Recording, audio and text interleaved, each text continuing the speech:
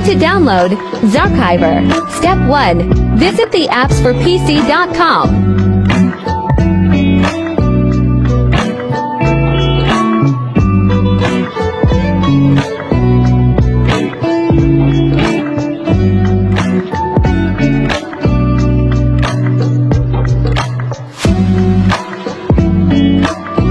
Step 2. Search for ZArchiver.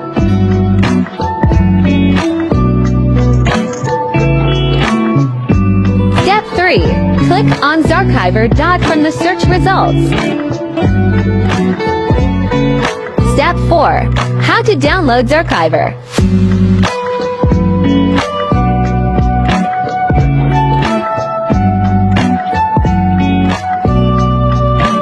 Step 5. Wait the download to complete. Step 6. Locate the download file.